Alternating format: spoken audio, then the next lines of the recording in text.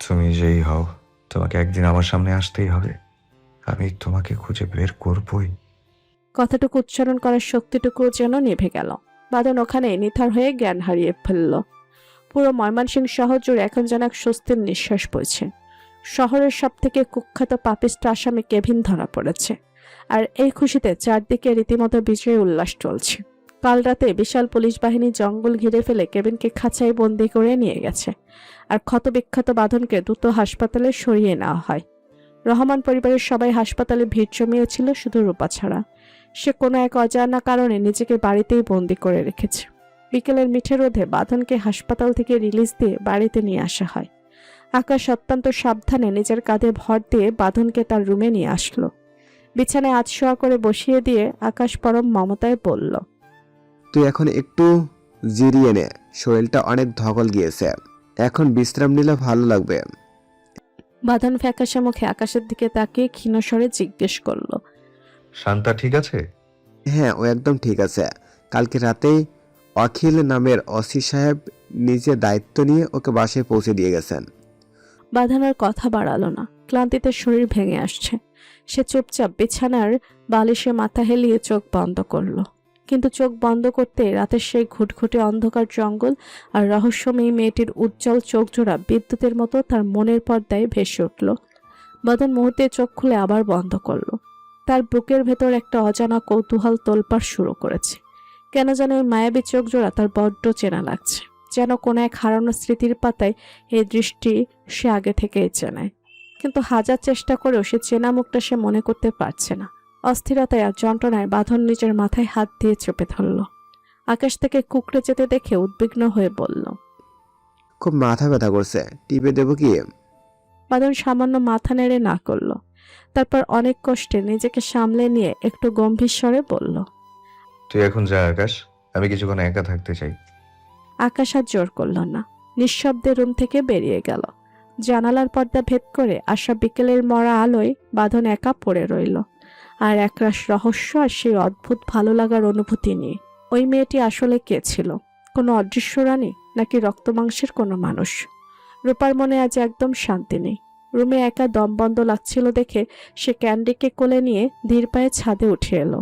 Railing ধরে আনমনে আকাশের দিকে তাকিয়ে রইল সে। বুকের ভেতরটা কেন জানি অজানাই এক অস্থিরতায় দুলছে। ঠিক সেই মুহূর্তে রহমান বাড়ির সামনে একটা দামি গাড়ি এসে থামল। গাড়ি থেকে নামলেন দীর্ঘদেহী এক গম্ভীর বয়স্ক মানুষ। নাম তার হায়দার শেখ। তার ঠিক পেছন পেছন নেমে এলো এক সুন্দরী তরুণী। মেয়েটি আর কেউ না, রূপার প্রিয় বন্ধু বৃষ্টি। বৃষ্টি ছাদে রূপাকে দেখতে পেয়ে নিচ থেকেই হাত নেড়ে হাই দিল। রূপা ম্লান হেসে পাল্টা সাড়া দিল। বৃষ্টি তার বাবা হায়দার শেখের সাথে বাড়ির ভেতরে প্রবেশ করলো। ড্রয়িং রুমে তখন হাজি রহমান আর আহসান রহমান বসে টিভি দেখছিলেন আর সাম্প্রতিক বিষয় নিয়ে আলোচনা করছিলেন। হায়দার শেখ ঘরে ঢুকে সবার সাথে কুশল বিনিময় করলেন। বৃষ্টিও বড়দের সালাম দিয়ে মিষ্টি করে কথা বলল। হায়দার শেখ, আসলে আমি একটা বিপদে পড়ে আপনাদের কাছে এসেছি, যদি একটু সাহায্য করতেন। আহসান রহমান সোৎসাহে বললেন। অবশ্যই বলুন ভাই সাহেব, কিভাবে সাহায্য করতে পারি আমরা? হায়দার শেখ বৃষ্টির মাথায় হাত রেখে একটু চিন্তিত স্বরে বললেন, আসলে হুট করে সিলেটে আমার একটা বড় বিজনেস ডিল পড়েছে। আমাকে কিছুদিনের জন্য সেখানে যেতেই হবে। আপনারা তো জানেনই, ওর মা নেই, বাড়িতে ও একদম একা। তাই আমি চাইছিলাম আমি ফিরে না আসা পর্যন্ত ও আপনাদের বাড়িতে থাকুক, যদি আপনাদের আপত্তি না থাকে। হাজি রহমান হেসে উঠে বললেন, আরে হায়দার, এটা কেমন কথা? তোমার মেয়ে কি আমাদের বাড়ির মেয়ে না? ও তো আমার নাতনির মতোই। এর জন্য আবার অনুমতি নিতে হয় নাকি? আহসান রহমান চায়ের কাপে চুমুক দিয়ে বৃষ্টির দিকে তাকিয়ে স্নেহের সুরে বললেন, বৃষ্টি যতদিন ইচ্ছে ততদিন এখানে থাকবে, দরকার পড়লে সারা জীবন থাকবে, কারণ ও আমারই মেয়ের মতো। কথাবার্তার মাঝে হায়দার শেখের নাস্তা দেওয়া হলো। তিনি কিছুক্ষণ গল্প করে বৃষ্টির মাথায় হাত বুলিয়ে বিদায় নিয়ে চলে গেলেন। বৃষ্টি তখন রূপার কাছে যাওয়ার জন্য সিঁড়ি দিয়ে তরতরিয়ে উঠতে লাগলো। ঠিক সেই মুহূর্তে আকাশ ফ্রেশ হয়ে ফোনের স্ক্রিনে বুঁদ হয়ে সিঁড়ি দিয়ে নিচে নামছিল। বৃষ্টি উত্তেজনায় উপরের দিকে তাকাতেই ভুলে গেছে, তাই কেউ কাউকে খেয়াল করলো না। হঠাৎ সিঁড়ির বাঁকে বৃষ্টির সজোরে আকাশের সাথে ধাক্কা খেলো। ধাক্কা চোটে সে ভারসাম্য হারিয়ে পেছন দিকে হেলে পড়ে যেতেই নিল। আকাশ চোখের পলকে বৃষ্টির কোমর জড়িয়ে ধরে পতন থেকে রক্ষা করল। বৃষ্টি ভয়ে চোখ দুটো শক্ত করে বন্ধ করে ফেলল, আর আকাশ মুহূর্তের জন্য স্তব্ধ হয়ে গেল। তার বৃষ্টিকে সোজা করে দাঁড় করিয়ে একটু বিরক্ত স্বরে বলল, চোখ কি পকেটে থাকে, দেখে চলতে পারো না? পরিচিত পুরুষালী কণ্ঠস্বরে বৃষ্টির বন্ধ চোখের পাতা কাঁপল। চোখ মেলে সামনে আকাশকে দেখে সে এক ঝটকায় দুপা পিছিয়ে গেল। বৃষ্টির বুকের হার্টবিট আবার ধকধক করে বাড়তে শুরু করেছে। তাকে চুপ করে থাকতে দেখে আকাশ বৃষ্টির চোখের সামনে তুড়ি বাজিয়ে বাঁকা হেসে বলল, ও হ্যালো, এই যে মিস, শুনছেন? চোখ নামান, ওভাবে চেয়ে থাকলে মাছি ঢুকে যাবে তো। বৃষ্টি চমকে উঠে ঘর থেকে বের হলো। তারপর আমতা আমতা করে নিচু স্বরে সালাম দিল। আসসালামু আলাইকুম স্যার, আসলে সরি, আমি একদম খেয়াল করিনি। আকাশ হালকা একটু গম্ভীর হয়ে বলল, ইটস ওকে, তবে নেক্সট টাইম থেকে দেখে চলবে, মনে থাকবে। বৃষ্টি শুধু নিচু হয়ে হ্যাঁসূচক মাথা নাড়ল। আকাশের কোনো কথা না বাড়িয়ে ফোন স্কল করতে করতে নিচতলায় নেমে এলো। বৃষ্টি বড় একটা দীর্ঘশ্বাস ফেলে নিজের ধকধক করতে থাকা বুকটাকে শান্ত করার চেষ্টা করলো। তারপর সিঁড়ি ভেঙে ছাদে উঠে এলো। রূপা তখনও রেলিং ধরে বাইরের দিকে তাকিয়েছিল। বৃষ্টি পা টিপে টিপে একদম পিছনে এসে রূপার চোখ দুটো হাত দিয়ে চেপে ধরল। রূপা মোটেও চমকালো না, বরং ঠোঁটের কোণে হাসি ফুটিয়ে বলল, হয়েছে, আর চোখ ধরতে হবে না। আমি ভালো করেই জানি এইটা আমার মেঘ থেকে নেমে আসা বৃষ্টি হবে।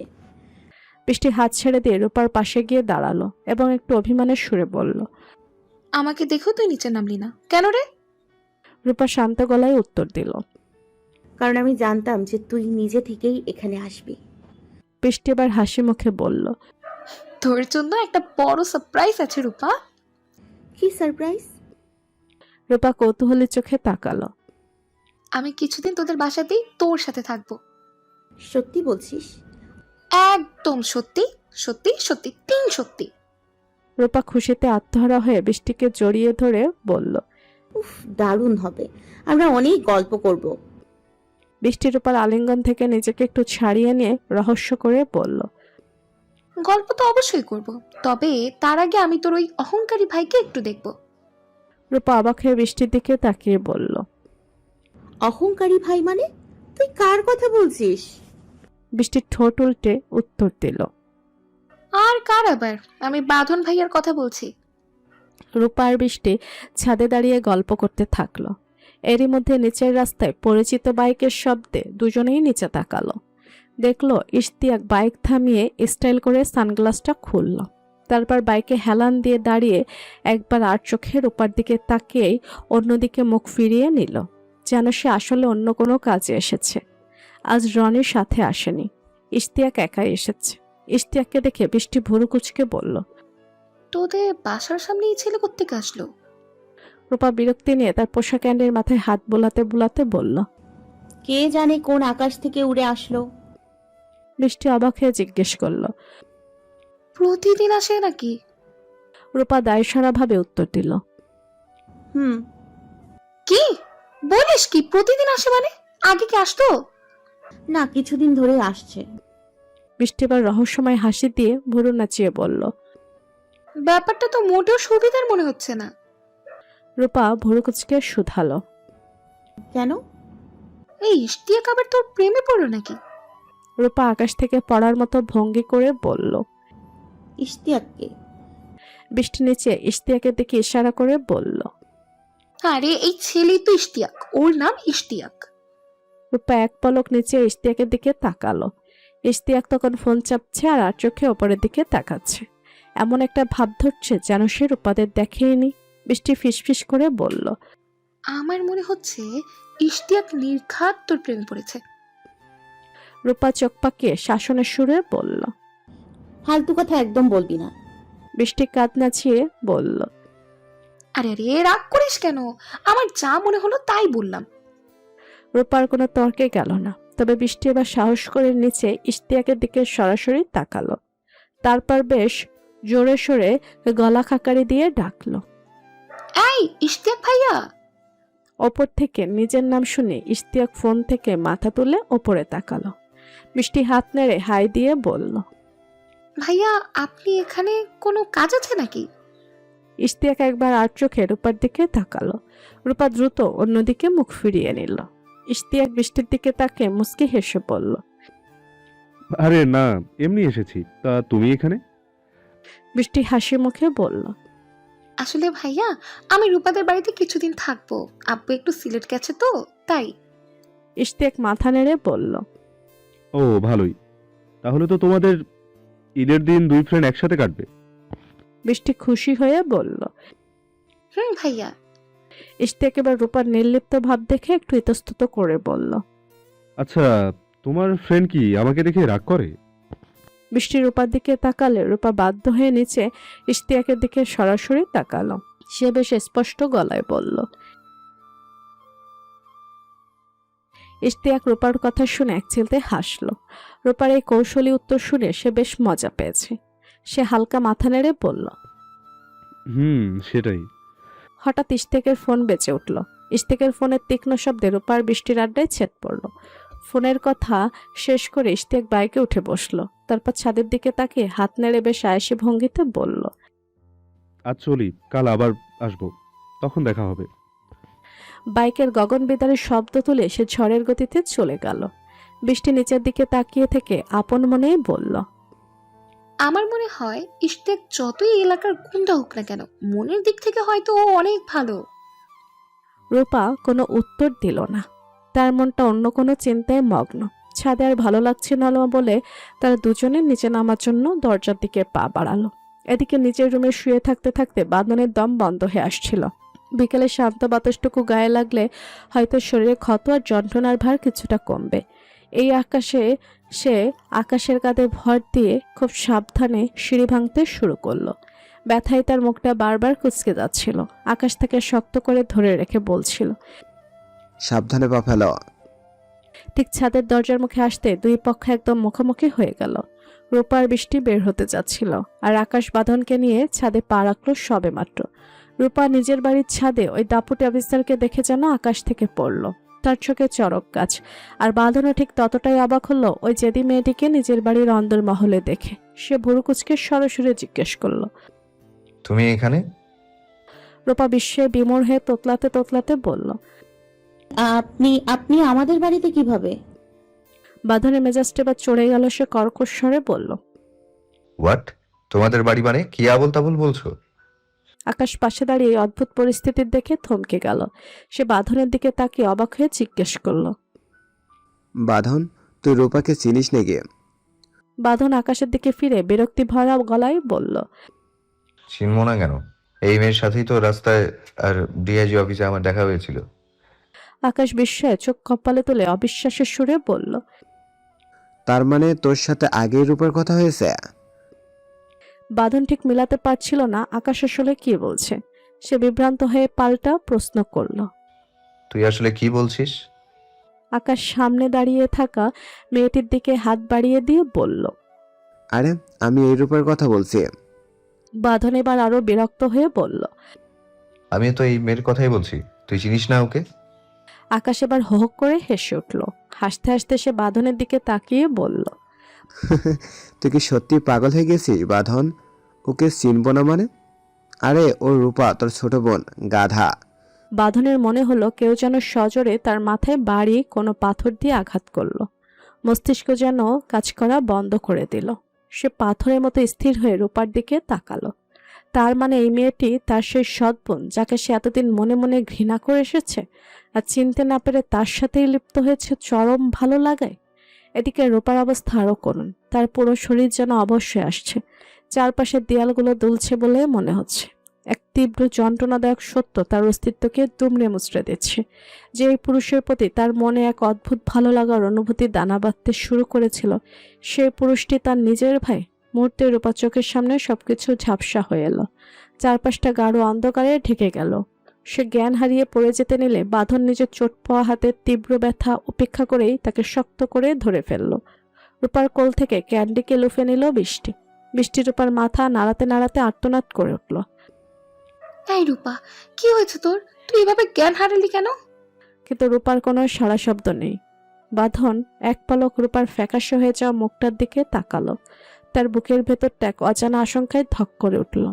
পরক্ষণে কঠিন বাস্তবতায় চোখ ফিরিয়ে নিল সে। নিজের ক্ষতবিক্ষত হাতের যন্ত্রণা তুচ্ছ করে রূপাকে সযত্নে কোলে তুলে নিল। আকাশ ব্যতিব্যস্ত হয়ে বলল, মনে হয় জ্ঞান হারিয়েছে। বাঁধন, তোর শরীর তো জখম, আমার কাছে দে ওকে। বাঁধন কোনো কথা বলল না। একটা পাথরের মূর্তির মতো নির্বিকার মুখে রূপাকে পাজা কোলে করে নিয়ে নিচে নেমে গেল। বৃষ্টি ছাদে হতভম্ব হয়ে দাঁড়িয়ে রইল। সে বুঝতেই পারল না কয়েক মুহূর্তের ব্যবধানে ঠিক কি ঘটে গেল। আকাশ বৃষ্টির দিকে তাকিয়ে শান্ত স্বরে বলল, সন্ধ্যা হয়ে আছে, তুমি নিচে নেমে আসো। আকাশ নেমে গেল আর তার পেছন পেছন ঘরের মধ্যে থাকা বৃষ্টিও পা বাড়ালো। বাঁধন রূপাকে নিচে ড্রয়িং রুমে নিয়ে এলো। হঠাৎ বাঁধনের কোলে নিথর রূপাকে দেখে আহসান রহমান আর হাজি রহমান দুজনেই সোফা ছেড়ে আটকে উঠে দাঁড়িয়ে গেলেন। আহসান রহমান দ্রুত এগিয়ে এসে উদ্বিগ্ন কণ্ঠে বললেন। কি হয়েছে রূপা? বাঁধন কোনো উত্তর দিল না। সে রূপাকে সোফায় সাবধানে শুয়ে দিয়ে শুধু ছোট করে বলল, জ্ঞান হারিয়েছে। বলেই সে সেখানে এক মুহূর্ত আর দাঁড়ালো না। কারো কোনো প্রশ্নের জবাব দেওয়ার মতো মানসিক অবস্থা তার নেই। বড় বড় পা ফেলে নিজের রুমে ঢুকে সজোরে দরজাটা বন্ধ করে দিল সে। আহসান রহমান তড়িঘড়ি করে পানি এনে রূপার চোখে মুখে ছিটিয়ে দিলেন। কয়েক মুহূর্ত পর রূপা ধীরে ধীরে চোখ মেলল। সে ফ্যাল করে আশেপাশে তাকিয়ে সবকিছু বোঝার চেষ্টা করছিল। হাজি রহমান ওর মাথায় হাত বুলিয়ে ব্যাকুল হয়ে বললেন, তুই ঠিক আছিস তো দাদু ভাই? হুট করে এভাবে জ্ঞান হারালি কেন? রূপার মস্তিষ্কে তখন সেই রূঢ় সত্যটা হাতুড়ির মতো বাড়ি দিচ্ছে। বাঁধন তার ভাই। এই চিন্তাটা আসতে তার বুকটা আবার ধক করে উঠল। নিজের মনের গোপন অনুভূতিগুলোর কথা ভেবে সে এক চরম অস্বস্তিতে কুঁকড়ে গেল।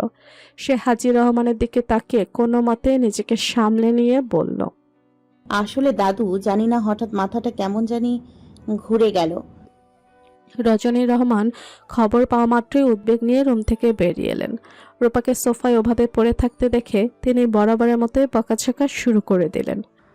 কতবার বলেছি না খেয়ে থাকবি না, শরীর দুর্বল হয়ে যাবে। শুনলি তো আমার কথা?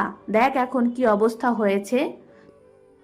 হাসান রহমান একটু বিরক্ত হয়ে বললেন, আহা, চুপ করো তো তুমি। মেয়েটাকে পেলেই বকাঝকা শুরু করো। ওকে আগে রুমে নিয়ে যাও, একটু রেস্ট করুক। বৃষ্টি আর রজনী রহমান মিলে রূপাকে ধরে ধরে রুমে নিয়ে আসলেন। রজনী রহমান আরও কিছুক্ষণ মাথায় হাত বুলিয়ে দিয়ে সেখান থেকে চলে গেলেন। তিনি যেতে বৃষ্টি বেশ উত্তেজিত হয়ে রূপার পাশে বসলো। এই, তুই কি তোর ভাইয়ের রূপ দেখে জ্ঞান হারিয়েছিস নাকি অন্য কিছু? আমি বুঝতে পারছি না। না মানে, বাঁধন ভাইয়া দেখতে তো পুরাই অস্থির। এক কথায় ক্রাশ খেয়েছি রে। যদিও জানি এটা ক্রাশ নামক বাস। রূপা বিরক্ত হয়ে বলল, ফালতু কথা বন্ধ করতো, ব্যাপারটা ওরকম মোটেও না। বৃষ্টি অবাক হয়ে শুধালো। তাহলে কি? রূপা চেপে রাখতে পারল না। রাস্তা থেকে শুরু করে ডিআইজি অফিস পর্যন্ত বাঁধনের সাথে তার যত কথা আর ওই অদ্ভুত অনুভূতির কথা ছিল সব বৃষ্টির কাছে বলে দিল। সব শুনে বৃষ্টি হাসতে হাসতে বিছানা বালিশ সব এলোমেলো করে ফেলল। বলিস কি? পৃথিবীতে তুই মনে হয় একমাত্র বোন যে নিজেরই সৎ ভাইয়ের ওপর অন্যরকম অনুভূতি অনুভব করছিস। রূপা এবার রাগে ফেটে পড়ে বলল, দেখ, হাসবি না, একদম মুখ ভেঙে দিব তোর। আমার কি করার ছিল? আমি কি জানতাম যে উনি আমার ভাই হবেন? বৃষ্টির হাসি থামছেই না, আর রূপার বুকের ভেতরটা সে অস্বস্তিতে এখনো তোলপাড় করছে। রাত 10টা বেজে গেছে, কিন্তু বাঁধন এখনো রুমের দরজা খোলেনি। ওদিকে রূপাও খাওয়ার নাম করে নিচে আসছে না। সবাই ডাকতে গেলে বারবার শুধু বলছে পরে খেয়ে নেবে। বৃষ্টির প্রচণ্ড খিদে পাওয়া সে খেয়ে দিয়ে নিজের মতো ঘুমিয়ে পড়েছে, কিন্তু রূপার চোখে এক ফোঁটাও ঘুম নেই। তার বুকের ভেতরটা এক বিশ্রী অস্বস্তিতে ধকধক করছে। এই কয়েকদিনে এই মানুষটার প্রতি নিজের মনে যে ভালো লাগার বীজ বুনেছিল, এখন সেটা ভাবতেই নিজের উপর ঘৃণা হচ্ছে তার। সে নিজেকে নিজে শাসাচ্ছে কিভাবে এখন বাঁধন ভাইয়ের সামনে যাব। রাত বাড়ার সাথে সাথে রূপার পেটের ক্ষুধাটাও পাল্লা দিয়ে বাড়ছে। মনে মনে ভাবল, এতক্ষণে নিশ্চয়ই বাড়ির সবাই গভীর ঘুমে আচ্ছন্ন। এই সুযোগে চট করে খেয়ে আসে বুদ্ধিমানের কাজ হবে। যেই ভাবা সেই কাজ। সে পা টিপে টিপে রুমের দরজা খুলে বের হলো। নিচে নেমে ড্রয়িং রুমের আলোটা জ্বালালো সে। ডাইনিং টেবিলে গিয়ে দেখলো খাবারগুলো আগে থেকে যত্ন করে বেড়ে ঢাকা দিয়ে রাখা হয়েছে। সে নিঃশব্দে খেতে বসলো, কিন্তু বিপত্তিটা ঘটল মাঝপথে। খাওয়ার মাঝে হঠাৎ তার প্রচণ্ড কাশি উঠল। কাশির চোটে রূপার নাজেহাল অবস্থা, চোখ মুখ লাল হয়ে গেছে। অথচ সে উত্তেজনায় পানির গ্লাসের কথা ভুলেই গেছে। সমান তালে কেসেই যাচ্ছে সে। হঠাৎ অগোচরে কেউ একজন ঠান্ডা পানির গ্লাসটা তার সামনে এগিয়ে দিল। রূপা তখন কাশির চোটে এতটাই অস্থির যে কে পানি দিল তা দেখার সময় পেল না। তড়িঘড়ি করে গ্লাসটা নিয়ে এক ঢোক দিয়ে সবটুকু পানি সাবার করে দিল। তারপর একটা লম্বা শ্বাস নিয়ে নিজেকে স্বাভাবিক করে নিচু স্বরে বলল, থ্যাংক ইউ। শব্দটা উচ্চারণ করতে রূপা নিজেই নিজের জায়গায় থমকে গেল। মাঝরাতে ডাইনিং টেবিলে তাকে পানি দেওয়ার মতো কে জেগে আছে। সে ধীর পায়ে ঘাড় ঘুরিয়ে সামনে তাকালো, আর সাথে সাথে তার বুকের স্পন্দন এক মুহূর্তের জন্য থেমে গেল। গলার কাছে দলা পাকিয়ে এলো একরাশ জড়তা। সামনে দাঁড়িয়ে আছে বাঁধন, তার দুহাত পকেটে গোজা, পরনে 6 রঙের টি শার্ট আর সাদা ট্রাউজার। গোছানো চুলগুলো এখন অবিন্যস্ত আর এলোমেলো হয়ে আছে, তবে সবথেকে বেশি ভীতি জাগাচ্ছে তার অস্বাভাবিক লাল হয়ে থাকা চোখ জোড়া। সেই রক্তবর্ণ দৃষ্টি স্থির হয়ে আছে রূপার উপর। রূপার সারা শরীরের লোম দাঁড়িয়ে গেল, হৃৎপিণ্ডটা যেন বুকের ভেতর দুমড়ে মুচড়ে যাচ্ছে। সে বুঝতে পারছে না এই মুহূর্তে তার ঠিক কী করা উচিত। কথা বলবে নাকি এক দৌড়ে রুমে পালিয়ে যাবে। এভাবেই নিস্তব্ধতায় কয়েক মুহূর্ত কেটে গেল। অবশেষে রূপা সাহস সঞ্চয় করে ধীরে ধীরে চেয়ার ছেড়ে উঠে দাঁড়ালো। যেই না পাশ কাটিয়ে চলে যেতে নেবে, অমনি সেই গম্ভীর পুরুষালী কণ্ঠস্বর পাথরের মতো তার পা থামিয়ে দিল। দাঁড়া। রূপা ভয়ে চোখ বন্ধ করে ফেলল। প্রবাদ আছে না, যেখানে বাঘের ভয় সেখানেই সন্ধ্যা হয়। রূপার অবস্থাও ঠিক তাই। সে ধীর পায়ে ঘুরে দাঁড়ালো, মাথাটা একদম নিচু করে রাখলো। ভয়ে কাঁপতে কাঁপতে অস্ফুট স্বরে বলল, জি ভাইয়া বলুন। বাঁধনের কণ্ঠস্বর এবার আরো ধারালো হয়ে এলো। তুই রূপা, এই কথাটা আগে বলিসনি কেন আমাকে? You should have informed me before. Rupa মাথা নিচু রেখে কোনো মতে তোতলাতে তোতলাতে বলল, আমি জানতাম না যে আপনি আমার ভাই, জানতাম না তো। বাকিটুকু উচ্চারণ করার আগেই বাঁধন সজোরে একটা ধমক দিয়ে উঠল। Shut up! কে বলেছে আমি তোর ভাই? বাঁধনের এই রণমূর্তি দেখে রূপার আত্মা কেঁপে উঠল। ভাই হয়ে সে এভাবে অস্বীকার করছে কেন? রূপার দু চোখ বেয়ে অবাধ্য জল গড়িয়ে পড়ার উপক্রম হলো। সে থরথর করে কাঁপতে লাগলো। রূপাকে চুপচাপ থরথর করে কাঁপতে দেখে বাঁধন তার দিকে আরও এক পা এগিয়ে এলো। তার কণ্ঠস্বরে জমাট বাঁধা বরফের মতো শীতলতা। কি হলো? উত্তর দিচ্ছিস না কেন? Tell me. রূপা চোখ মুছে এবার মাথা তুলে তাকালো। তার কণ্ঠে এবার জমে থাকা অভিমানটা ফুটে উঠল। সে ধরা গলায় বলল, হয়তো আপনি আমার মা আর বাবার সম্পর্কটা মেনে নিতে পারেননি, তবে সমাজের চোখে আপনি আমার আপন না হলেও আপনি আমার ভাই। এই ট্রুথটা আপনি চাইলেই অস্বীকার করতে পারবেন না। কথাটা শেষ হয়ে না হতেই বাঁধনের ধৈর্যের বাঁধ ভেঙে গেল। তার ভেতরকার দীর্ঘদিনের পুষে রাখা ঘৃণাটা আগ্নেয়গিরির মতো ফেটে পড়ল। সজোরে একটা থাপ্পড় বসিয়ে দিল রূপার গালে। থাপ্পড়ে সেই তীব্র শব্দে পুরো হলরুম যেন একবার কেঁপে উঠল। রূপা টাল সামলাতে না পেরে পেছনের ডাইনিং টেবিলটা ধরে ফেলল। তারপর গালে হাত দিয়ে মাথা নিচু করে ডুকরে কেঁদে উঠল। বাঁধন এবার নিচু হয়ে রূপার একদম মুখের কাছে মুখ এনে দাঁত চেপে বলল, ডোন্ট ইউ ডেয়ার! ওই মুখ দিয়ে আরেকবার আমাকে ভাই ডাকলে তোর চিবুকে সব কটা দাঁত আমি থাপ্পড় দিয়ে ফেলে দেবো। হার্টলেসলি তোর জিভ টেনে ছিঁড়ে ফেলবো আমি। তুই আমার বোন? In which life? কোন জন্মের বোন তুই আমার? না তুই আমার বাবার রক্ত, না তুই আমার মায়ের রক্ত। তুই হলি জাস্ট একটা আউটসাইডার, একটা বাইরের মেয়ে। অন্যের রক্ত শরীরে বয়ে নিয়ে অন্যের বাড়িতে রাজরানীর মতো বসে খাচ্ছিস, আর এখন আমাকে ভাই বানিয়ে সম্পর্ক পাতাতে এসেছিস। রূপা অবিশ্বাসের দৃষ্টিতে ঝাপসা চোখে বাঁধনের দিকে তাকালো। বাঁধন তখন উন্মাতের মতো চিৎকার করে উঠল। রূপা আর কোনো কথা বলতে পারল না। বাঁধনের প্রতিটি শব্দ বিষাক্ত তীরের মতো তার বুক ছিঁড়ে দিচ্ছে। মাথা নিচু করে সে শুধু অঝরে কাঁদতে লাগলো। আজ সে হাড় হিম করা এক সত্যের মুখোমুখি। বাঁধন তাকে কেবল অপছন্দই করে না, বরং মনে প্রাণে ঘৃণা করে। এতদিনের সব ধোঁয়াশা যেন মুহূর্তেই পরিষ্কার হয়ে গেল। কেন বাঁধন কখনো তার সামনে আসতো না, আর কেনই বা বাড়ির বড়রা কখনো তাকে বাঁধনের সামনে যেতে দিত না। দাঁড়িয়ে থাকার মতো শক্তিটুকু রূপা হারিয়ে ফেলেছে। সারা শরীর যেন ভেঙে আসছে। সে ফোফাতে ফোফাতে দৌড়ে সিঁড়ি বেয়ে উপরে উঠে গেল। নিজের রুমে ঢুকে সজোরে দরজা বন্ধ করে দিয়ে খাটের ওপর আশ্রে পড়ল। তার কান্নার শব্দ দেয়াল ভেদ করে বাইরে না এলেও ভেতরের হাহাকার যেন পুরো ঘরটাকে ভারী করে তুলল। নিচে নিস্তব্ধ হলরুমে একা দাঁড়িয়ে রইল বাঁধন। কয়েক মুহূর্তের জন্য তার মনে হলো কাজটা কি ঠিক হলো। সে কি সত্যিই মেয়েটাকে একটু বেশি কষ্ট দিয়ে ফেলল? ওর কান্নারত ফ্যাকাশে মুখটা মনে পড়তেই বুকের ভেতর কোথাও একটা সূক্ষ্ম টান লাগলো। কিন্তু পরক্ষণে একরাশ ঘৃণায় মুখ কুচকে ফেলল সে। নিজের মনকে শক্ত করে বিড়বিড় করল। ওহ, যা করেছি একদম ঠিক করেছি। This is what she deserved. বাঁধন ধীর পায়ে রান্নাঘরের দিকে এগিয়ে গেল। আসলে সে নিচে নেমেছিল এক কাপ কড়া কফি বানিয়ে নিতে, যাতে রাতের ঘুমটাকে তাড়ানো যায়। কিন্তু এসে দেখে রূপা বিষম খেয়ে কাশছে, অথচ মেয়েটা কাশির চোটে এতটাই অস্থির যে পানির গ্লাসটা পর্যন্ত নিতে পারছে না। তখন ঘৃণা ভুলে স্রেফ মানবিকতার খাতিরেই সে চুপচাপ পানিটা বাড়িয়ে দিয়েছিল। কিন্তু রূপার ওই ভাই ডাকটা তার মস্তিষ্কের সবকটা শিরায় আগুন ধরিয়ে দিয়েছিল। সকাল খুব ভোরেই ঘুম ভাঙল রূপার। জানালার ফাঁক গলে নরম সোনালি আলো এসে পড়েছে তার মুখে। চারপাশে এখনো শান্ত নীরবতা, যেন পুরো পৃথিবীটা ঘুমিয়ে আছে।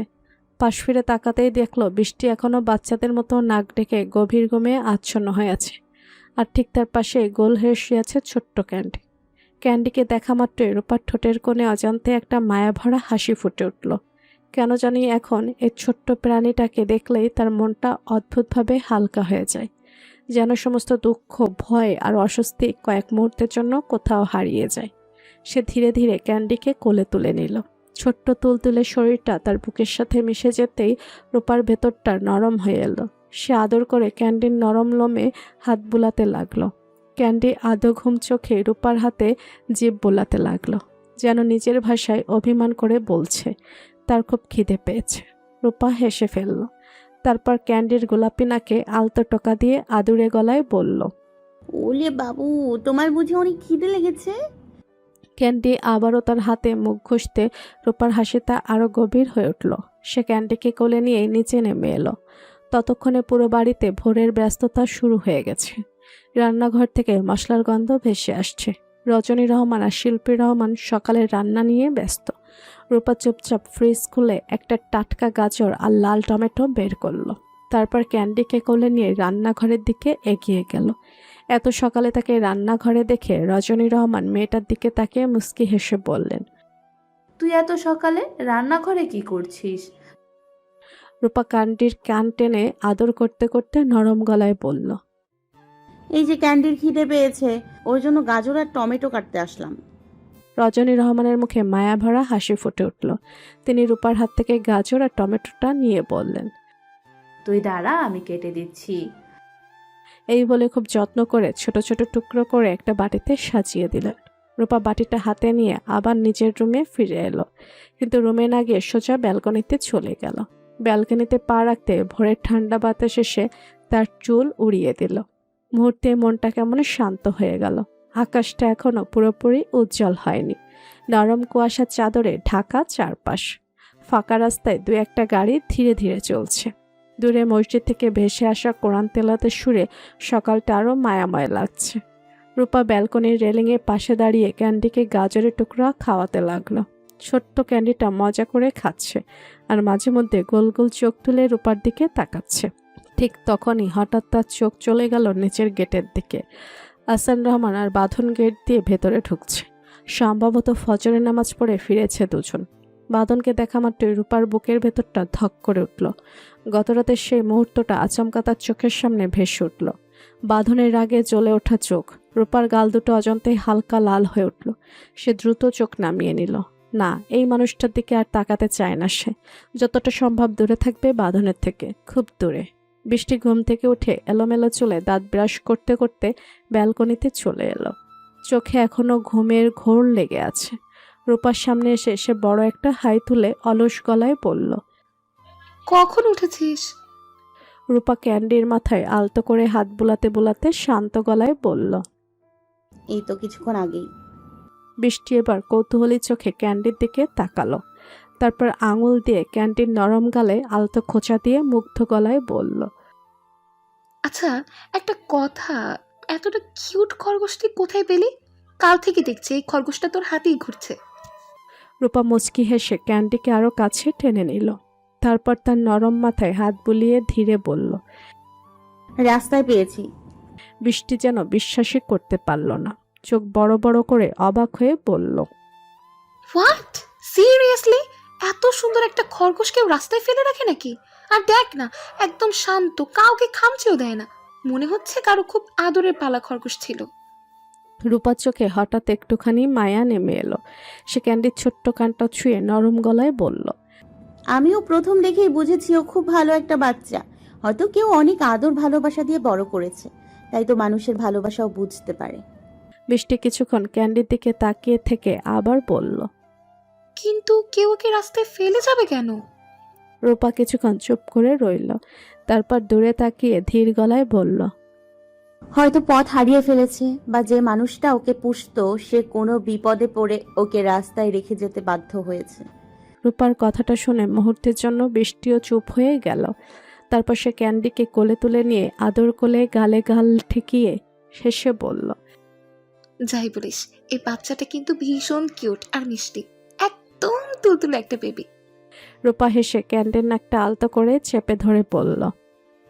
তার জন্যই তো ওর নাম দিয়েছি ক্যান্ডি। বৃষ্টির সাথে সাথে হেসে উঠল। ক্যান্ডির নরম কানটা নাড়াতে নাড়াতে বলল, একদম পারফেক্ট নাম হয়েছে, সত্যি বলছি, ওর সাথে নামটা দারুণ মানিয়েছে। দুজনের কথার মাঝে ধীরে ধীরে সকালটা পুরোপুরি জেগে উঠল। ব্যালকনিতে ভোরের নরম আলো ছড়িয়ে পড়েছে। ঠান্ডা বাতাসে ক্যান্ডির সাদা লোমগুলো হালকা উঠছে। সময় গড়িয়ে প্রায় 8টার দিকে বাড়িতে এলো অখিল। সে মূলত বাঁধনের সাথে দেখা করতে এসেছে। অখিলকে দেখে বাড়ির সবাই বেশ আপন করে নিল। রজনী রহমান থেকে শুরু করে আহসান রহমান সবার সাথে খুব সহজভাবে কথা বলতে লাগলো সে। তার ব্যবহারটাই এমন, অল্প সময়ে মানুষকে আপন করে নিতে পারে। কিছুক্ষণ সবার সাথে গল্প করার পর অখিল আর বাঁধন কথা বলতে বলতে বাড়ির পেছনের বড় বাগানের দিকে চলে এলো। সকালের হালকা রোদ তখন ঘাসের উপর পড়ে চকচক করছে। দূরে গাছের পাতায় জমে থাকা শিশির এখনো পুরো শুকায়নি। পরিবেশটা শান্ত হলেও বাঁধনের মুখে সে শান্তির কোনো ছাপ নেই। তার চোখ মুখ শক্ত, ভেতরে যেন অদৃশ্য কোনো চাপা অস্থিরতা কাজ করছে। হাঁটতে হাঁটতে সে নিচু ঠান্ডা গলায় অখিলকে জিজ্ঞেস করল। কেসটার আপডেট কি? অখিল কয়েক সেকেন্ড চুপ থেকে গম্ভীর গলায় বলল, কেভিনকে রিমান্ডে নেওয়া হয়েছে। জিজ্ঞাসাবাদে জানা গেছে নারী পাচারের পুরো চক্রটা একা ও চালাতো না, এর পেছনে আরও কেউ আছে। বাঁধনের চোয়াল মুহূর্তেই শক্ত হয়ে এলো। চোখের দৃষ্টি ভয়ঙ্কর ঠান্ডা হয়ে গেল। সে থেমে গিয়ে ধীরে বলল। মুখ খুলেছে? অখিল এবার মাথা নেড়ে বলল। হ্যাঁ, একটা নাম বলেছে, মারুফ হোসেন। নামটা উচ্চারণ হতে যেন সময়টা 1 সেকেন্ডের জন্য থেমে গেল। বাঁধনের হাঁটার গতি থেমে গেল। তার চোখ ধীরে ধীরে অখিলের দিকে উঠল। চোখের ভেতর স্পষ্ট বিস্ময় আর সন্দেহ জমে উঠেছে। সে ভারী গলায় আবার বলল। কি নাম বললি? অখিল ভুরু কুঁচকে আবারও বলল। মারুফ হোসেন। জানা গেছে এই মুহূর্তে তিনি দেশের বাইরে আছে, এজন্য আমাদের টিম এখনই কোনো অ্যাকশন নিতে পারছে না। অখিল আরও কিছু বলছিল, কিন্তু বাঁধনের কানে তখন আর কিছু ঢুকছে না। মুহূর্তের মধ্যে তার মাথায় ঝড়ের মতো ভেসে উঠল সেদিনের কথা। রূপা বলেছিল তার বাবার নাম মারুফ হোসেন। বাঁধনের বুকের ভেতরটা হঠাৎ অদ্ভুতভাবে ধক করে উঠল।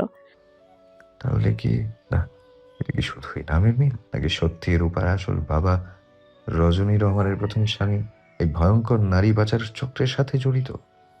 বাঁধনের মুখটা ক্রমশ গম্ভীর হয়ে উঠতে দেখে অখিল কিছুক্ষণ তার দিকে তাকিয়ে রইল। তারপর বুড়ো কুচকে শান্ত গলায় বলল।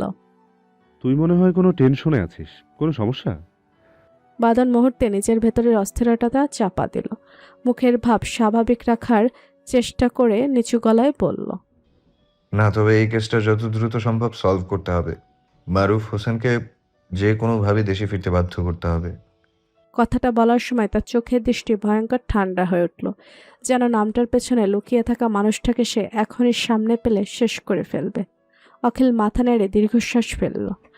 হ্যাঁ, আলতাফ সাহেবও একই কথা বলছে। লোকটা দেশের বাইরে থাকায় কাজটা আরো কঠিন হয়ে গেছে। দুজনের কথার মাঝে বাড়ির ভেতর থেকে ধীরে ধীরে বেরিয়ে এলো শান্তা। অখিল এসেছে শুনে সে রুম থেকে বের হয়েছে। সেদিনের সাহায্যের জন্য মানুষটাকে একটা ধন্যবাদ অন্তত বলা দরকার মনে হয়েছিল তার। হালকা রঙের একটা সালোয়ার পরে চুপচাপ হাঁটতে হাঁটতে সে বাগানের দিকে এলো। সকালের বাতাসে তার ওড়নাটা হালকা উঠছে, কিন্তু কিছুটা কাছে আসতে সে থেমে গেল। অখিল আর বোধন দুজনেই এতটা মনোযোগ দিয়ে কথা বলছে যে তাদের মুখ দেখে বোঝা যাচ্ছে খুব গুরুত্বপূর্ণ কোনো বিষয় নিয়ে আলোচনা হচ্ছে। বাঁধনের গম্ভীর মুখটা আরও কঠিন হয়ে আছে, আর অখিলও অস্বাভাবিক রকম সিরিয়াস। শান্তা কয়েক সেকেন্ড নিশ্চুপ দাঁড়িয়ে রইল। এখন হঠাৎ গিয়ে বিরক্ত করাটা ঠিক হবে না, তাই সে আর সামনে এগোলো না। দূর থেকেই চুপচাপ তাদের দিকে তাকিয়ে দাঁড়িয়ে রইল। তবে তার চোখ বারবার গিয়ে আটকে থাকছে অখিলের মুখে।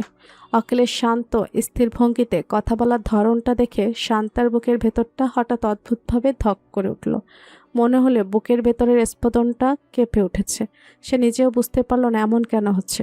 সাধারণত মেয়েরা তো সেই পুরুষকে দেখে এমন অনুভব করে যাকে তাদের ভালো লাগে, যাকে দেখলে বুকের ভেতর অস্থিরতা কাজ করে, কিন্তু তার তো ভালো লাগে বাঁধনকে।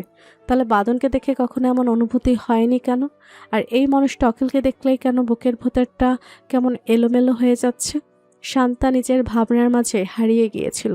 ঠিক তখন একটা ভারী পুরুষালী কণ্ঠ ভেসে এলো তার কানে। আরে শান্তা, কেমন আছো? শান্তা হালকা চমকে উঠে সামনে তাকালো, দেখলো বাঁধন আর অখিল দুজনেই তার সামনে এসে দাঁড়িয়েছে। বাঁধন স্বভাব মতো একদম সোজা হয়ে দাঁড়িয়ে আছে, দুহাত প্যান্টের পকেটে গোজা, চোখে সেই চিরচেনা শান্ত অথচ গভীর দৃষ্টি। আর পাশে দাঁড়িয়ে থাকা অখিলের চোখে মুখে এক অদ্ভুত স্থিরতা। তার উপস্থিতিটাই যেন আলাদা একটা চাপ তৈরি করছে। শান্তা দ্রুত নিজের ভেতরের অস্থিরতাটা লুকিয়ে ফেলল। তারপর ঠোঁটে ছোট্ট হাসি এনে অখিলের দিকে তাকিয়ে বলল, জি স্যার, ভালো আছি। আপনি কেমন আছেন? অখিল হালকা মাথা নেড়ে বলল। ভালো। তোমার শরীর এখন কেমন? শান্ত ছোট্ট করে মাথা নাড়িয়ে বলল। ভালো। অখিল কিছুক্ষণ তার দিকে তাকিয়ে থেকে আবার শান্ত গলায় বলল। এখনো কি ভয় করে? প্রশ্নটা শুনেই শান্তার ভেতরটা বিরক্তিতে ভরে উঠল। এই লোকটা কি সবসময় অফিসারের মতোই কথা বলে? বাড়ির ভেতরেও জেরা করার অভ্যাস চায় নাকি? তবুও মুখে কিছু প্রকাশ না করে কোনো রকমে বলল, না। অখিল এবার হালকা মাথা নেড়ে ঠোঁটের কোণে ক্ষীণ হাসি টেনে বলল, গুড। একদম স্ট্রং থাকবে, চিন্তার কোনো কারণ নেই। ঠিক সেই মুহূর্তেই বাড়ির ভেতর থেকে বেরিয়ে এলো রূপা আর বৃষ্টি। দুজনের পরনেই কলেজ ড্রেস, কাঁধে ব্যাগ। তবে আজ রূপাকে যেন অন্য দিনের চেয়েও আলাদা লাগছে। আজ সে 2 বেনি করে নি, পুরো ঘন কালো চুল ছেড়ে দিয়েছে। হাঁটু পর্যন্ত নেমে যাওয়া সিল্কের মতো চুলগুলো হালকা বাতাসে উঠছে। মাথায় সাদা রঙের ছোট্ট বানি ইয়ার হেডব্যান্ড, যেটা তাকে এতটাই কিউট আর নিষ্পাপ দেখাচ্ছে যে দূর থেকে দেখলে মনে হয় কোনো পুতুল হেঁটে বেরিয়ে এসেছে। ফর্সা মুখে একদম হালকা গোলাপি আভা, বড় বড় চোখ দুটোতে ঘুম ভাঙা কোমলতা এখনও রয়ে গেছে। ক্যান্ডিকে খাইয়ে সে রুমেই রেখে এসেছে। চাইলে সাথে নিয়ে যেতে পারত, কিন্তু যদি কলেজে গিয়ে ক্যান্ডি কাউকে আশ্রয় দেয় বা স্যার কিছু বলে, এই ভেবেই আর নিয়ে আসেনি। দুজনের পেছন পেছন বেরিয়ে এলো আকাশ, পরনে সাদা শার্ট আর কালো প্যান্ট। শার্টের হাতা দুটো নিখুঁতভাবে কোনোই পর্যন্ত গোটানো, চুলে হালকা জেল দিয়ে সুন্দর করে সেট করা। দূর থেকে দেখলে সত্যি সিনেমার কোনো হিরোর মতো লাগে। আকাশ গাড়ির পাশে এসে দাঁড়িয়ে হালকা হাসলো, তারপর রূপার বৃষ্টিকে উদ্দেশ্য করে বলল, দুজনেই আমার গাড়িতে ওঠ, আমি পৌঁছে দিচ্ছি। বৃষ্টি কথাটা শুনে একটু অস্বস্তিতে পড়ে গেল। যে মানুষটার থেকে সে দূরে থাকতে চায়, সেই মানুষটাই বারবার অদ্ভুতভাবে তার সামনে এসে দাঁড়ায়। রূপা আর বৃষ্টি গাড়ির দিকে এগোতেই ঠিক তখনই বাগানের দিক থেকে হাঁটতে হাঁটতে বেরিয়ে এলো বাঁধন, অখিল আর শান্তা। অখিলকে দেখেই আকাশ আর গাড়িতে উঠল না, সোজা এগিয়ে গিয়ে তার সাথে হ্যান্ডশেক করলো। আগেই পরিচয় হয়েছিল দুজনের। অল্প সময়ের মধ্যে তাদের মধ্যে ভালো সম্পর্ক তৈরি হয়ে গেছে। দুজন নিজেদের মধ্যে কথা বলতে লাগলো। এদিকে রূপা চোখ দিয়ে আটকে রইল বাঁধনের উপর। লোকটা যেন নিজের আলাদা এক জগতে দাঁড়িয়ে আছে, পুরো মনোযোগ ফোনে। শরীরে কালো রঙের ফিটিং টি শার্ট, নিচে সাদা ট্রাউজার, বাম হাতে পকেটে গোজা, ডান হাতে ফোন স্ক্রল করছে। কপালটা হালকা কুঁচকে আছে, চোয়াল শক্ত, মুখে সে ভয়ঙ্কর গম্ভীর ভাব, যেটা দেখলেই মনে হয় মানুষটা সবসময় রাগ নিয়ন্ত্রণ করে রাখে। সকালের নরম আলোয় তার ফর্সা মুখটা আরও তীক্ষ্ণ লাগছে। এলোমেলো চুলগুলো কপালের উপর পড়ে আছে। একটা পুরুষ কতটা মারাত্মক আকর্ষণীয় হতে পারে সেটা বাঁধনকে না দেখলে হয়তো কেউ বুঝতো না। বৃষ্টি কিছুক্ষণ হ্যাঁ করে তাকিয়ে রইল, তারপর ধীরে ধীরে রূপার কানের কাছে মুখ নিয়ে ফিসফিস করে বলল, বাঁধন ভাইয়া কিন্তু সেই হ্যান্ডসাম রে, দেখ না কত লম্বা। ওনার সামনে আকাশ ভাইয়া আর ওই ছেলেটাকে দেখে আমার মনে হচ্ছে দুজনে 15 বছরের কিশোর। রূপার সাথে সাথে চোখ বড় বড় করে বৃষ্টির দিকে তাকালো, তারপর দাঁত চেপে নিচু গলায় বলল, ফালতু কথা বন্ধ কর, চুপচাপ দাঁড়িয়ে থাক। বৃষ্টি খিলখিল করে হেসে উঠল, তারপর দুষ্টমি ভরা চোখে রূপার দিকে তাকিয়ে ফিসফিস করে বলল, একটা মারাত্মক সত্যি কথা বলি, শোন। আমিও যদি তোর জায়গায় থাকতাম তাহলে তোর মতো আমিও বাঁধন ভাইয়ের ওপর ক্রাশ খেয়ে বসে থাকতাম। রূপা সাথে সাথে রাগী চোখে তাকালো বৃষ্টির দিকে। তার চোখ মুখ এমনভাবে কুঁচকে গেল যেন এখনই বৃষ্টির গলা টিপে ধরবে। বৃষ্টি সেটা দেখেই হেসে ফেলল, তারপর ঠোঁট কামড়ে কোনো রকমে নিজের হাসি চেপে চুপ হয়ে গেল। এদিকে বাঁধন তখনও রূপাদের দিকে তাকায়নি, পুরো মনোযোগ ফোনে। কিন্তু অখিলের নজর হঠাৎ গিয়ে পড়ল রূপার বৃষ্টির উপর। সে আকাশের দিকে তাকিয়ে ভুরু তুলে জিজ্ঞেস করলো, ওই দুইটা মেয়ে আবার কে? আকাশ ঘাড় ঘুরিয়ে পিছনে তাকালো, তারপর হালকা হাসি দিয়ে বলল, ও রূপা আর বৃষ্টি। রূপা আমার চাচাতো বোন আর ওর ফ্রেন্ড বৃষ্টি। আর রূপা তোমাদের এসপি সাহেবের ছোট বোন। রূপা নামটা কানে যেতেই বাঁধনের আঙুল থেমে গেল ফোনের স্ক্রিনে। ধীরে ধীরে সে মাথা তুলে সামনে তাকালো, আর পরের মুহূর্তে তার দৃষ্টিকে স্থির হলো রূপার উপর। রূপা তখন অন্যদিকে তাকিয়ে দাঁড়িয়ে আছে। সকালের বাতাসে তার লম্বা কালো চুলগুলো এলোমেলোভাবে উঠছে, কখনো গাল ছুঁয়ে যাচ্ছে, কখনো ঠোঁটের কোণে এসে লাগছে। সাদা বানি ইয়ার হেডব্যান্ডে মেয়েটাকে অসম্ভব নিষ্পাপ লাগছে। বাঁধন নিচ থেকে ধীরে ধীরে পুরো মেয়েটাকে পর্যবেক্ষণ করলো। কলেজ ড্রেস, কাঁধে ব্যাগ, চুল খোলার সে ঘন কালো চুল, হাঁটুর নিচ পর্যন্ত নেমে যাওয়া চুলগুলো যেন চোখ সরাতে দিচ্ছে না তাকে। অদ্ভুতভাবে বাঁধনের বুকের ভেতরটা কেঁপে উঠল। সে ভালো করে লক্ষ্য করেছে এই মেয়েটাকে দেখলেই তার ভেতর কেমন যেন অস্বাভাবিক কিছু হতে থাকে। মাথা কাজ করা বন্ধ করে দেয়, রাগ হয়, আবার চোখও সরাতে পারে না। আজ রূপাকে চুল ছেড়ে থাকতে দেখে তার ভীষণ রাগ হলো, চল শক্ত হয়ে উঠল। এইভাবে চুল ছেড়ে কলেজে যাচ্ছে কেন মেয়েটা? মানুষকে কি দেখাতে চায়? তার খুব ইচ্ছে করছে এখনই গিয়ে একটা চড় বসিয়ে দাঁতে দাঁত চেপে বলতে, তোর সাহস কি করে হয় চুল ছেড়ে কলেজে যাওয়ার? কিন্তু ঠিক তখনই বুকের ভেতর বহুদিনে জমে থাকা সে তীব্র ঘৃণাটা আবার মাথা তুলে দাঁড়ালো। এই মেয়েটার জন্যই তো তাকে দেশ ছাড়তে হয়েছিল। এই মেয়েটার জন্যই তার পুরো পৃথিবীটা একসময় এলোমেলো হয়ে গিয়েছিল। আর সেই অতীতের আগুন আজ বাঁধনের ভেতরে নীরবে জ্বলছে। বাঁধনের ভাবনার মাঝে অখিল তার দিকে তাকিয়ে ভুরু কুঁচকে একটু অবাক আর সন্দেহ মেশানো গলায় বলল, বাঁধন, এসব কি শুনছি? তোর বোন? মানে তোর তো কোনো বোনই নেই, তাহলে বোন কোথা থেকে এলো? বাঁধন একবারও থামল না। সে সোজা বাড়ির ভেতরের দিকে হাঁটতে লাগলো, একদম গম্ভীর শক্ত মুখে, পকেটে হাত গোছা, চোখ সামনে স্থির। তারপর পেছনে না তাকিয়ে ঠান্ডা, একেবারে কেটে যাওয়া কণ্ঠে বলল, আবার কোনো বোন নেই? কথাটা শেষ করেই সে বড় বড় পা ফেলে বাড়ির ভেতরে চলে গেল। তার কণ্ঠে কোনো আবেগ ছিল না, কিন্তু শব্দগুলোর ভেতর যেন একটা অদ্ভুত দূরত্ব আর কড়াকড়ি জমেছিল। তার চলে যাওয়ার পর পরিবেশটা মুহূর্তেই থমথমে হয়ে গেল। আকাশ একটু থেমে অখিলের দিকে তাকালো, তারপর শান্ত গলায় বলল, আসলে রূপা আমার বর্তমান চাচির মেয়ে, মানে চাচির আগের পক্ষের মেয়েও। অখিল কিছুক্ষণ চুপ করে রইল, তারপর বিষয়টা পরিষ্কার হয়ে মাথা নেড়ে হালকা একটা হাসি দিল। ও আচ্ছা, বুঝেছি, সৎ বোন। সকাল 10টা, আনন্দমোহন কলেজ। রূপা, বৃষ্টি, কেয়া আর নাদিয়া ক্লাসরুমের এক কোনায় বসে আড্ডায় মগ্ন। ক্লাস শুরু হতে এখনো কিছুটা সময় বাকি, তাই পুরো ক্লাসেই ছোটখাটো হইচই চলছে। আর বৃষ্টি তো কলেজে এসে বাঁধনের বর্ণনা দেওয়া শুরু করে দিয়েছে। লোকটা কত লম্বা, কত হ্যান্ডসাম, কত ভয়ঙ্কর, গম্ভীর, সব মিলিয়ে যেন সে কোনো সিনেমার হিরো। বৃষ্টির মুখে বাঁধনের প্রশংসা শুনতে শুনতেই নাদিয়া হঠাৎ রূপার কোনো গুঁতো মেরে দুষ্টু হাসি দিয়ে শুধালো, কি রে, কি শুনছি? ঘরে এত কিউট একটা ভাই আছে, আগে বলিস নাই কেন? একটু লাইন পাতিয়ে দে না ফ্রেন্ড, থেকে সরাসরি ভাবি হয়ে যাই। রূপা বিরক্ত চোখে তাকিয়ে ঠান্ডা গলায় আওড়ালো, এত দরকার হলে তুই নিজে গিয়ে পটা। নাদিয়ার সাথে সাথে নাটকীয় ভঙ্গিতে বুকের উপর হাত রেখে বলল, আরে তুই আমার ফ্রেন্ড, আর বাঁধন তো তোর ভাই, তুই একটু সাপোর্ট করলেই প্রেম হয়ে যাবে। বৃষ্টি এবার স্বপ্নমাখা মুখ করে বেঞ্চে হেলান দিয়ে বলল, আহা শোনা, লোকটা যতটা হ্যান্ডসাম ততটাই গম্ভীর। সারাক্ষণ মুখটা কেমন করে রাখে যেন দুনিয়ার সব মানুষের ওপর রাগ করে বসে আছে। কিয়া হেসে মাথা নাড়িয়ে বলল, বুঝতে পেরেছি। পুরাই রাগী বয় টাইপস। শুনতে কিন্তু ইন্টারেস্টে লাগছে। নাদিয়ার সাথে সাথে কিয়ার দিকে তাকিয়ে চোখ পাকিয়ে ঘোষণা দিল, তুই দেখবি কি, আগে পটাবো তো আমি। এখন থেকে দুলাভাই ডাকার অভ্যাস করে নে। বৃষ্টি হো হো করে হেসে উঠল, তারপর নাটকীয় ভঙ্গিতে বলল, আরে ভাই, ওই মানুষটাকে পটানো মানে আস্ত একটা পাহাড় কাটা। আমার তো মনে হয় না বাঁধন ভাইয়ের কোনো মেয়ের প্রতি ইন্টারেস্ট আছে। ওনাকে সবসময় দেখি গম্ভীর, চুপচাপ, যেন হাসতে ভুলে গেছে। কেয়া চুলে হাত বুলিয়ে আত্মবিশ্বাসী গলায় আওড়ালো, তাতে কি হয়েছে? আমি কি কম নাকি?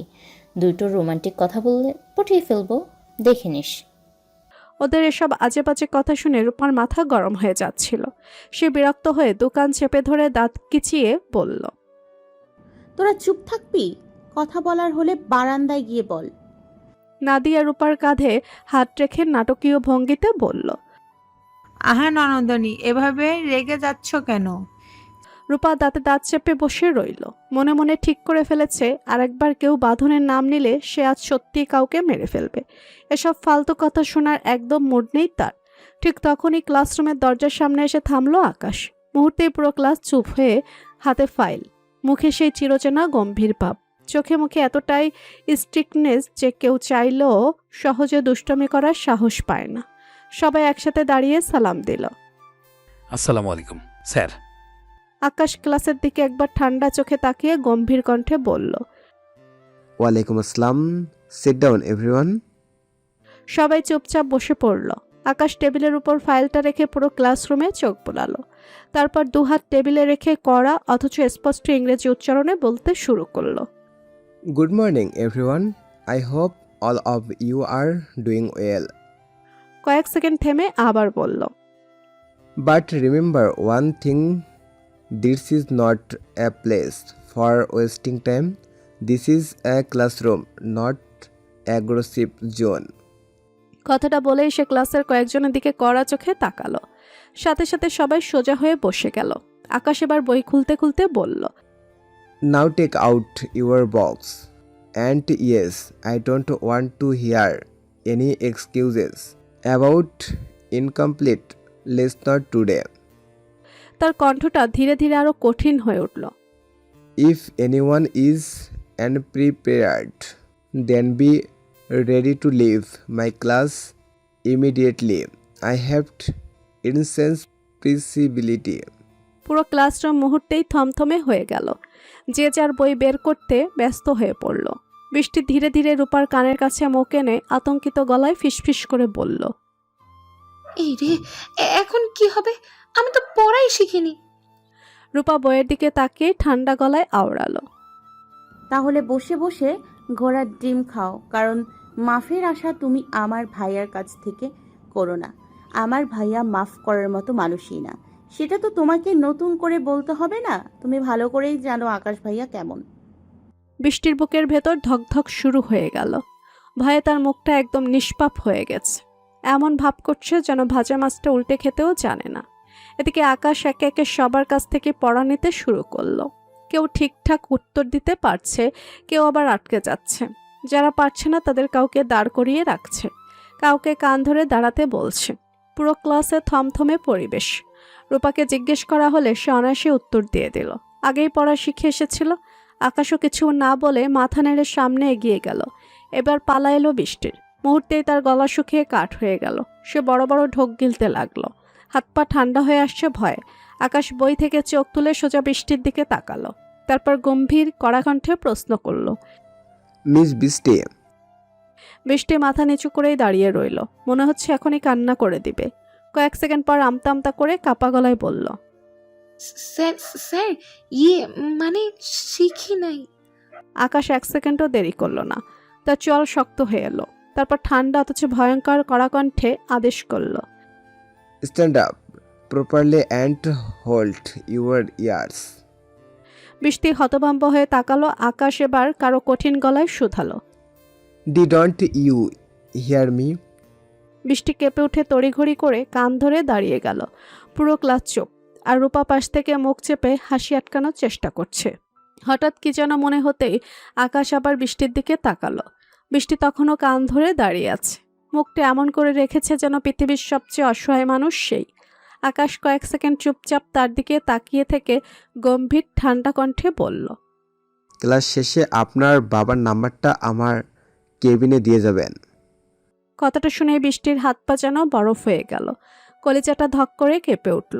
এই লোকটা তার বাবার নাম্বার চাইছে কেন? পড়া পারেনি বলে কি বাসায় কমপ্লেন করবে?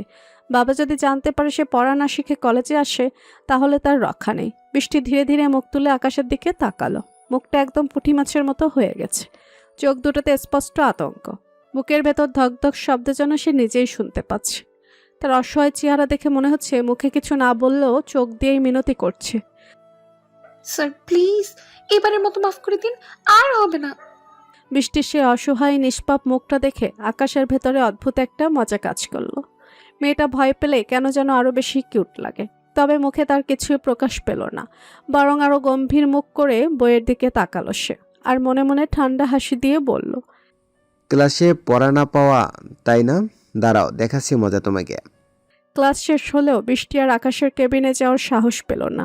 যা হওয়ার তবে হবেই, তবুও সে কোনোভাবেই নিজের বাবার নাম্বার আকাশকে দিতে পারবে না। লোকটা যদি সত্যি বাসায় কমপ্লেন করে দেয় তাহলে আজ তার জীবন শেষ। কলেজ ছুটির পর আকাশ, রূপা আর বৃষ্টিকে সাথে নিয়ে বাড়ি ফিরল। গাড়ির ভেতর তিনজনই বেশ চুপচাপ। সারাদিনের ক্লাসে সবাই ক্লান্ত। বাড়িতে ফিরে বৃষ্টি সোজা রুমে ঢুকে ব্যাগটা বিছানায় ছুঁড়ে ফেললো। তারপর জামা কাপড় নিয়ে কোনো কথা না বলে ওয়াশরুমে ঢুকে গেল। এদিকে রূপা রুমে ঢুকে চারপাশে তাকাতে লাগলো। তার চোখ প্রথমেই ক্যান্ডিকে খুঁজল, কিন্তু রুমের কোথাও ক্যান্ডিকে দেখা গেল না। বিছানার পাশে নেই, সোফার নিচে নেই, আশেপাশে কোথাও নেই। রূপার বুকের ভেতরটা হঠাৎ ধক করে উঠল। ক্যান্ডি তো সাধারণত রুম ছেড়ে কোথাও যায় না। সে তাড়াহুড়ো করে ড্রেসও না খুলে ব্যালকনিতে চলে এলো, কিন্তু সেখানেও ক্যান্ডি নেই। মুহূর্তেই তার বুকের ভেতর ভয় জমতে শুরু করলো। সে প্রায় দৌড়াতে দৌড়াতে নিচে নেমে এলো। ড্রয়িং রুমে বসে টিভি দেখছিলেন রজনী রহমান। রূপা হাঁপাতে হাঁপাতে তার সামনে এসে উদ্বিগ্ন গলায় শুধালো, আম্মু, ক্যান্ডিকে দেখেছো? রজনী রহমান টিভি থেকে চোখ সরিয়ে অবাক হয়ে বললেন, না তো, কেন, রুমে নেই? রূপার কণ্ঠে এবার স্পষ্ট অস্থিরতা ফুটে উঠল। না মা, কোথাও নেই। ঠিক তখনই ওপরতলা থেকে সিঁড়ি বেয়ে নামতে নামতে শান্তা বলল, ক্যান্ডিকে আমি বাঁধন ভাইয়ার রুমের দরজার সামনে বসে থাকতে দেখেছিলাম। হয়তো ভাইয়ার রুমে ঢুকে পড়েছে, গিয়ে দেখে আয়। বাঁধনের রুম কথাটা কানে যেতেই রূপার বুকের ভেতরটা ধক করে উঠল। ভয়ে তার গলা শুকিয়ে এলো। সে অজান্তেই জিভ দিয়ে ঠোঁট ভিজাতে লাগলো। বাঁধনের রুমে যাওয়ার কথা ভাবলেই তার বুক কেঁপে উঠছে। লোকটার সামনে দাঁড়ানোই কঠিন, আর এখন সরাসরি তার রুমে যেতে হবে। কিন্তু ঠিক তখনই হঠাৎ রূপার মনে পড়ে গেল সেদিনের কথা, যেদিন সে ক্যান্ডিকে রাস্তা থেকে তুলেছিল। সেদিন বাঁধন খরগোশটাকে দেখে এমনভাবে নাক মুখ কুঁচকে ফেলেছিল যেন জীবনের সবচেয়ে বিরক্তিকর কিছু দেখছে। তাহলে আজ যদি সত্যিই ক্যান্ডি তার রুমে ঢুকে থাকে, আর যদি বাঁধন রাগ করে ক্যান্ডিকে ব্যালকনি দিয়ে ছুঁড়ে ফেলে দেয়? ভাবনাটা মাথায় আসতেই রূপার বুকের রক্ত যেন শুকিয়ে গেল। ক্যান্ডিকে হারানোর ভয় মুহূর্তের মধ্যে তার সব ভয়কে হার মানিয়ে দিল। সে আর এক সেকেন্ডও দেরি করল না। প্রায় দৌড়ে সিঁড়ি ভেঙে উপরে উঠতে লাগলো, সোজা বাঁধনের রুমের দিকে। রূপা দৌড়ে এসে হাঁপাতে হাঁপাতে বাঁধনের রুমের দরজার সামনে থামলো। দরজাটা হালকা খোলা ছিল। সে ধীরে ধীরে ভেতরে ঢুকেই পাগলের মতো চারপাশে তাকাতে লাগলো। ঠিক তখনই তার চোখ গিয়ে আটকালো বাঁধনের বড় পরিপাটি করে গুছানো টেবিলটার উপর। সেখানে নিশ্চুপ হয়ে গোল হয়ে বসে আছে ক্যান্ডি, যেন পৃথিবীর কোনো চিন্তাই তার নেই। ক্যান্ডিকে একদম সুস্থ দেখে রূপা চোখ বন্ধ করে গভীর একটা শান্তির নিঃশ্বাস ফেলল। মনে হলো বুকের ভেতর থেকে একটা বিশাল পাথর নেমে গেছে। সে ধীরে ধীরে চোখ খুলে আবার চারপাশে তাকালো। রুমে বাঁধন নেই, তবে ওয়াশরুমের ভেতর থেকে ঝিরঝির করে পানি পড়ার শব্দ ভেসে আসছে। বোঝাই যাচ্ছে বাঁধন ভেতরেই আছে। মুহূর্তেই রূপার বুকটা আবার ধক করে উঠল। তবুও ক্যান্ডিকে নিতে হবে। ঠিক তখনই হঠাৎ তার চোখ ঘুরে গেল পুরো রুমটার দিকে। এই প্রথম সে বাঁধনের রুমে এসেছে। ছোটবেলায় কখনো এসেছিল কিনা তার মনে নেই, তবে যতদূর মনে পড়ে রুমটা সবসময় বন্ধই দেখেছে। বাঁধন বিদেশে থাকার সময় তো দরজায় সবসময় তালা ঝুলতেই দেখত, কিন্তু আজ রুমটার ভেতরে ঢুকে রূপা কয়েক মুহূর্তের জন্য একদম থমকে গেল। পুরো রুমটা যেন কোনো দামি ম্যাগাজিনের ছবি থেকে তুলে আনা। চারপাশে তো নিখুঁতভাবে গুছানো যে বিশ্বাসই হয় না এটা কোনো ছেলের রুম। বড় কিং সাইজ বেডটা একদম টান টান করে গুছানো। সাদা কালো কম্বিনেশনের চাদর একটুও ভাঁজ নেই। রুমের একপাশে বিশাল বুক সেলফ, সেখানে সারি সারি ইংরেজি বই, ফাইল আর কিছু মেডেল সুন্দর করে সাজানো। দেয়ালে দামি black and white art frame ঝুলছে। এক কোণায় রাখা আধুনিক ডিজাইনের ল্যাম্পটা পুরো রুমে নরম সোনালি আলো ছড়িয়ে দিয়েছে। বড় গ্লাসের জানালার পাশে কালো লেদারের একটা সোফা, সামনে ছোট্ট টেবিলে কয়েকটা ফাইল, ঘড়ি আর একটা দামি গাড়ি চাবি রাখা। আর বাঁধনের কাজের টেবিলটা, সেটা এতটাই নিখুঁতভাবে গুছানো যা দেখে মনে হয় কেউ প্রতিদিন স্কেল দিয়ে মেপে জিনিস রাখে। দামি ল্যাপটপ, ওয়্যারলেস হেডফোন, কালো রঙের ঘড়ি, কিছু অফিস ফাইল, আর পাশে একটা সিলভার কলমদানি। পুরো রুমে একটা ঠান্ডা পুরুষালী গন্ধ ছড়িয়ে আছে। অদ্ভুতভাবে সেই গন্ধটা রূপের বুকের ভেতর কেমন যেন কাঁপন তুলল। সে ধীরে ধীরে চারপাশে তাকিয়ে মনে মনে একটাই কথা ভাবল, মানুষটা যেমন ভয়ঙ্কর গম্ভীর, তার রুমটাও ঠিক তেমন। রূপার ভাবনার মাঝে ক্যান্ডি হঠাৎ ছোট্ট লাফ দিয়ে টেবিলের উপর নড়ে উঠল। তার পা মাটিতে চুই চুই করে কাঁপছে, আর ছোট্ট কান দুটো বারবার নড়ছে। রূপার চোখ তখনই গিয়ে পড়ল ওর দিকে। মুহূর্তেই বুকের ভেতরটা আবার ধক করে উঠল, কারণ ক্যান্ডি যেখানে দাঁড়িয়েছে ঠিক তার পাশেই বাঁধনের ল্যাপটপটা রাখা। একটু এদিক ওদিক হলেই সরাসরি ধাক্কা খাবে, আর এত উঁচু থেকে পড়লে ল্যাপটপটা ভাঙা নিশ্চিত। রূপার শ্বাস আটকে গেল। সে বড় বড় ঢোক গিলতে লাগলো। হাত দুটো অস্থির হয়ে উঠল। দৌড়ে গিয়ে ক্যান্ডিকে থামানোর চেষ্টা করলো, কিন্তু ভয় আর তাড়াহুড়োয় গলার স্বর কেঁপে উঠল। ক্যান্ডি সোনা বাবু, নেমে আসো প্লিজ। কথাটা শেষও হলো না ঠিক মতো। ক্যান্ডি তখনই ছোট্ট শরীর ঘুরিয়ে নামতে গেল, আর ঠিক সেই মুহূর্তে তার এক পা ল্যাপটপের কোণে লেগে গেল। এক সেকেন্ডের জন্য সময় যেন থেমে গেল। ল্যাপটপটা টেবিলের কিনারা থেকে দুলে উঠল। রূপার চোখ বড় হয়ে গেল আতঙ্কে। পরের মুহূর্তে ঠাস, ল্যাপটপটা সোজা মেঝেতে আছড়ে পড়ল। ল্যাপটপটা মেঝেতে পড়তেই পরের মুহূর্তে স্ক্রিনের গ্লাস চূর্ণ বিচূর্ণ হয়ে সাদা ফ্লোর জুড়ে ছড়িয়ে পড়ল। টুকরো টুকরো কাচের শব্দ যেন সরাসরি এসে রূপার বুকের ভেতর বিঁধল। সে ভয়েতে কাঁপতে লাগলো, শ্বাস আটকে আসছে। ঠিক তখনই ক্যান্ডি আবার ছোট্ট করে নড়ল। টেবিলের উপর রাখা কলমদানিটাও দুলে উঠল। টুপ করে সেটাও গড়িয়ে পড়ল মেঝেতে। রূপার মনে হলো তার পায়ের নিচ থেকে মাটি সরে যাচ্ছে। চারপাশ ঝাপসা লাগছে। পুরো পৃথিবীটা যেন ধীরে ধীরে অন্ধকার হয়ে আসছে। বাঁধন যদি এসব দেখে ফেলে তাহলে তার আজ রক্ষা নেই। ঠিক তখনই ওয়াশরুমের দরজা খোলার শব্দ হলো। রূপার বুক কেঁপে উঠল। ধীরে ধীরে ওয়াশরুম থেকে বেরিয়ে এলো বাঁধন। পরনে নেভি ব্লু শার্ট, হাতার দুটো নিখুঁতভাবে কোনোই পর্যন্ত গোটানো। শার্টের উপরে 2টা বোতাম খোলা। সেখান থেকে উকি দিচ্ছে তার ফর্সা শক্ত বুকের অংশ, যেটা তাকে ভয়ঙ্কর রকমের পুরুষালী আকর্ষণ এনে দিয়েছে। নিচে সাদা প্যান্ট আর সাদা জুতো। পুরো মানুষটাকে যেন অদ্ভুত পরিষ্কার আর অভিজাত লাগছে। চুলগুলো ভেজা ভেজা, কিছুটা এলোমেলো হয়ে কপালের ওপর পড়ে আছে। মুখে এখনো পানির ফোঁটা লেগে আছে।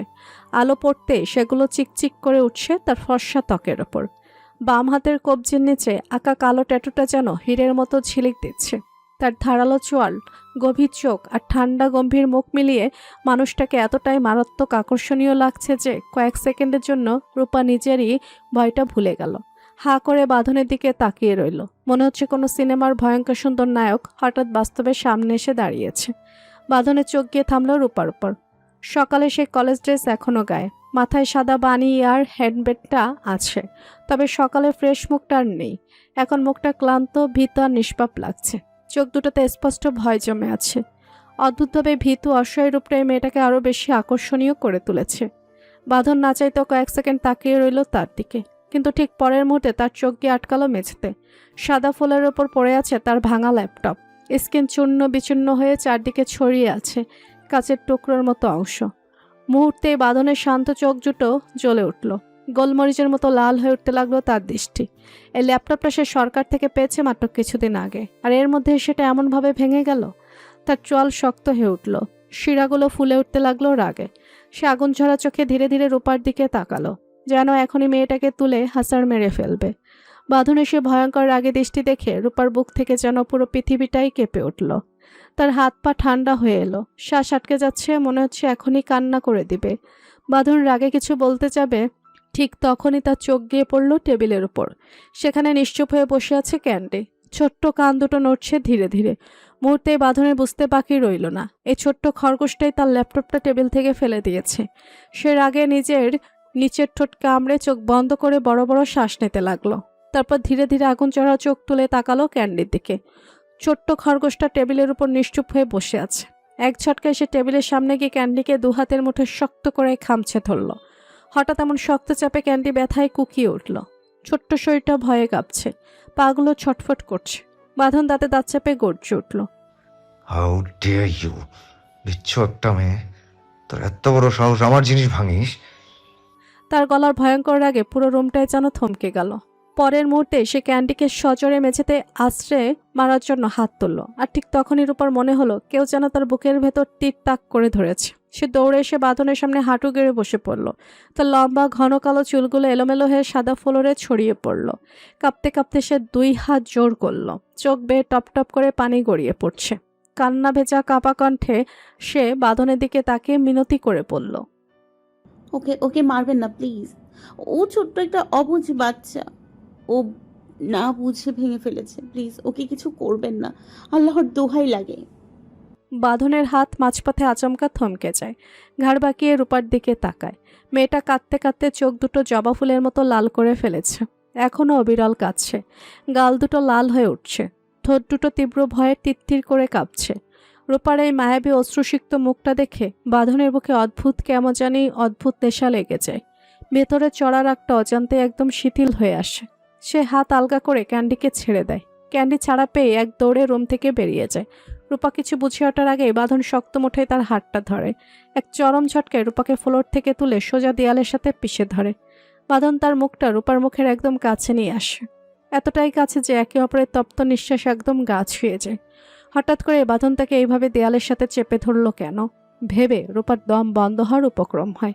সে ছাড়া পাওয়ার জন্য দু হাত দিয়ে ব্যাকুল হয়ে ছটফট করতে থাকে, কিন্তু বাঁধনের শরীরে তীব্র পুরুষালী ঘ্রাণ তার নাক বেয়ে যেন একদম কলিজার ভেতর ঢুকে যায়। ভয়ে আর এক অজানা অনুভূতিতে রূপার পুরো শরীর অবশ হয়ে আসে। বাঁধন রূপার চোখের দিকে তাকিয়ে বলে, রূপ দেখিয়ে ম্যাড বানাতে চাস? নিজেকে কি ভাবিস তুই? একটা কথা কান খুলে শুনে রাখ, পৃথিবীতে সব ছেলে তোর জন্য পাগল হয়ে গেল, আই ডোন্ট কেয়ার। এই জাওয়াদ, অধীর, বাঁধন কোনোদিনও কারোর জন্য পাগল হয়নি, আর না কোনোদিনও হবে। এই বাঁধনের মনে তোর জন্য ভালোবাসা না, শুধু ঘৃণাটুকুই বেঁচে আছে। So don't try to play with me. বাঁধনের এই রহস্যময় কথার মানে বোঝে না রূপা।